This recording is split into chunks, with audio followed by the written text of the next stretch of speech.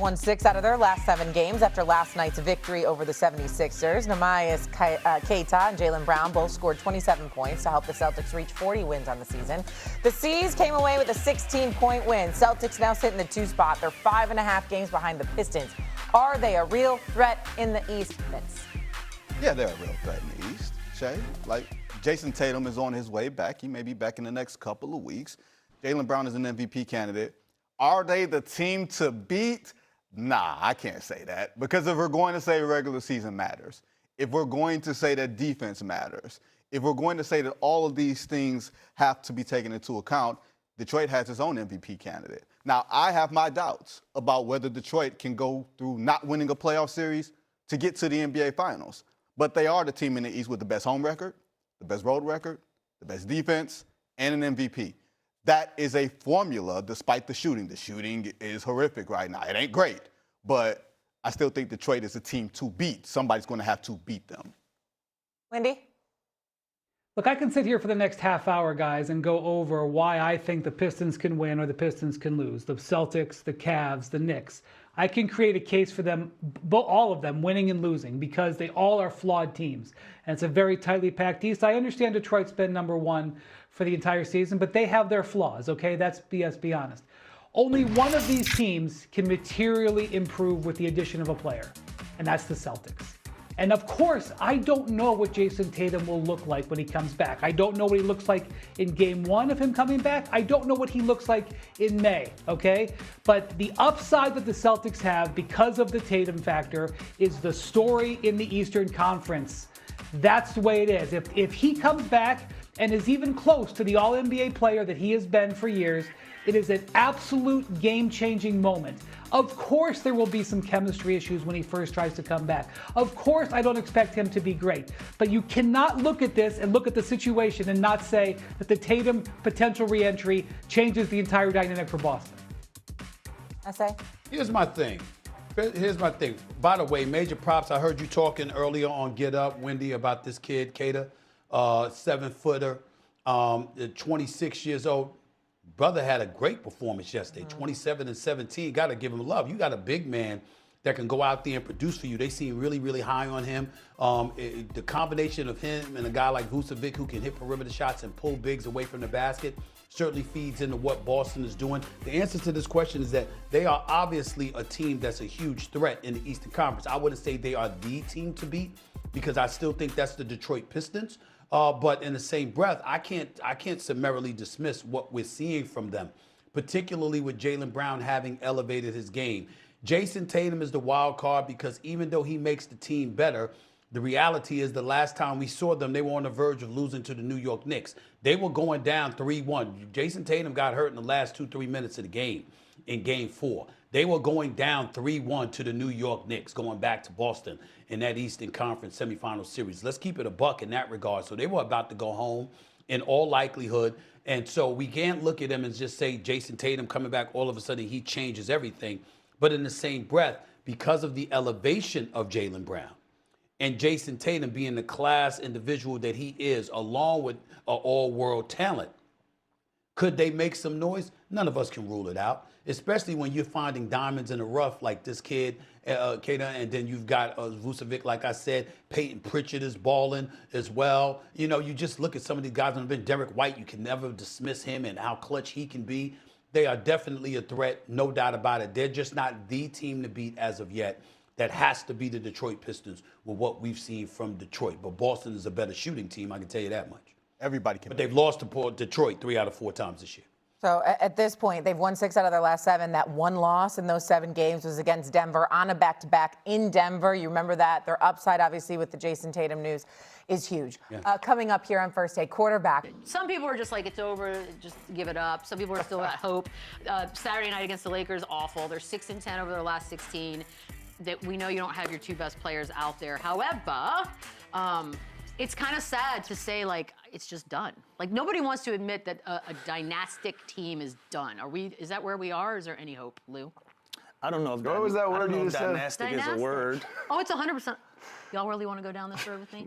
However, I'm gonna stay in my lane. You want to do word of the day? We will do word of the day. It looks like dynastically that it's that's a word. Yeah, it's just, look, when you don't have Jimmy in the lineup, when you don't have Steph in the lineup, you go out and go get Al Horford, who's another guy that's supposed to help you out as well. When you don't have those guys in the lineup, you look around and you say who's going to carry this basketball team, and you don't see anybody that can hold the weight of the guys that are out of the lineup, especially on the offensive end. These guys are your scorers. Jimmy and Steph Curry were going to be the guys that you can close your eyes and know that you can go to get 45 to 60 points of production out of.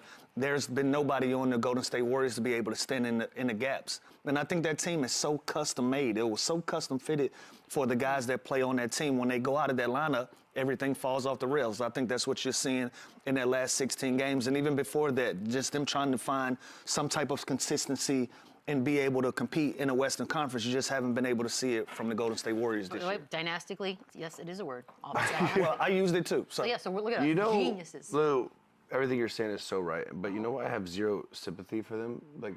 Because they had that guy. They had options. They had that guy. Let's talk It was about in it. Atlanta. Well, it's coming. And doing fine in Atlanta, by the way. Yeah, they're Funny you undefeated, should they're mention undefeated that. with him in Atlanta. But that's another story. But that's what's confusing to me is you're an aging team. Draymond's not necessarily the same. Steph has been in and out of the lineup. Jimmy Butler goes down for the season. Oof. You had this dude. I know there's obviously that ship had sailed, and I think it ran its course, and he had to move. But that's where I'm a little hesitant, kind of feeling bad or sympathy for them because they literally had that guy that could fill that gap, that can go and get that 25, 30 points a night without these guys there. So now it's going to take a collective effort. Now it's going to take toughness, defense. I don't know what matchups, whatever it is, but Well, we both can agree that they knew that they were going to take their lumps and they were willing to go into the summer and kind of figure things out from there. But it's weird to say that when you have an old team. What do you figure? They're all going to be a year older. Well, yeah, and they're all tough contracts to get up off of this summer Get too. it. Yeah. I don't get it, but we did get another Curry Draymond video drop that was an instant sort of Please tell me what's in Steph's head right now. Is it just blank? Yeah, I think he's just I think Steph was trying to figure out what's for dinner.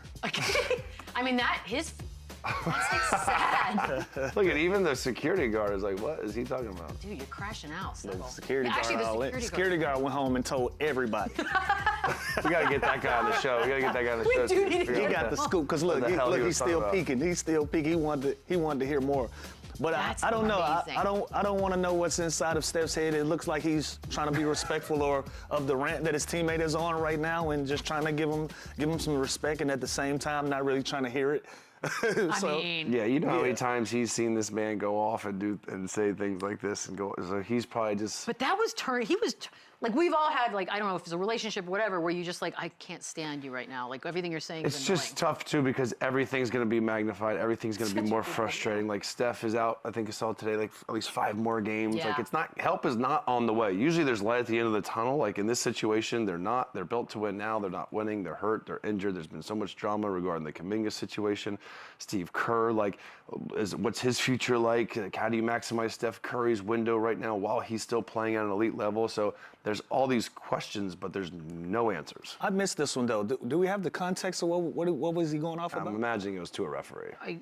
But that was a long rant. Yeah, and the score wasn't great in their favor. So the Steph Curry thing you mentioned, that's obviously the cavalry that they're waiting to come back. Bad news was over the weekend, Anthony Slater reporting it'll be at least another 10 days before they reevaluate. Time is of the essence. It really is. And their next 10 games, if we'll take a look at them. Okay, that flashed up quick and I said it was bad. Maybe. It's 31 and 29 right win, now. win, L. Which way are you going? So are they under 500? Under 500, yes. They will be by the end of this 10 games. Those first 3 maybe get 1. You assume they're going to win the Jazz. You don't want to win. Well, playing the Clippers is big because they're behind them. Think about I know anything can happen in the NBA, but Jazz, Bulls, and Wizards are the only easy games, and they can still lose one of those. Bulls won, thank you. I think you're not looking, Chandler. 7 of these are on the road. No, I'm saying they're going to be under 500. Because they're 31 and 29 now, so. They're smoked. I think That's just a wrap. I think they're in bad shape, and especially, listen, we're looking at this, and today is the 2nd. 10 days from now, a lot of this schedule is already done. So we're looking at, and that's when he's going to be reevaluated in 10 exactly. days. This is all Stephless. Yeah, Stephless. all of these Stephless are Stephless, dynastically. Shut up. Yeah, so I just think they're in bad shape. If what we saw this weekend is a telltale sign of how this team is going to operate and compete at the level that's needed for these games, it's not looking good, especially with Steph being out of the And lineup. if you look at the play-in, it's Phoenix, them, Clippers, Blazers. Like, Yeah, they're going to have a tough time even getting that 7 or 8 seed. Like, Well, the only thing that's working for them, they do have a 2.5 game lead on the next team up. and they probably That won't could get- fall, and they won't fall Yeah, all but- the way to 11 either. Yeah, They're going to so be in that 7 to 10. They still what got do they an look like? opportunity to stay in the play, and then you get Steph Curry back, and you got a fighting chance from there. But listen, those next 10 games are dangerous for them, so they got to figure it out fast. They have to have somebody that's going to stand in the gaps and try to lead this team. It was Podziemski that was the guy that said that he wants the keys to be turned over to him after. Remember We he got to said see that? it. Yeah, we got to see it. That was fun. I like when he said that. Yep, feels like a long time ago. It's a but very long time Here's ago. the opportunity. We got to see it. By the way, they did have a guy that could have done all these things, but he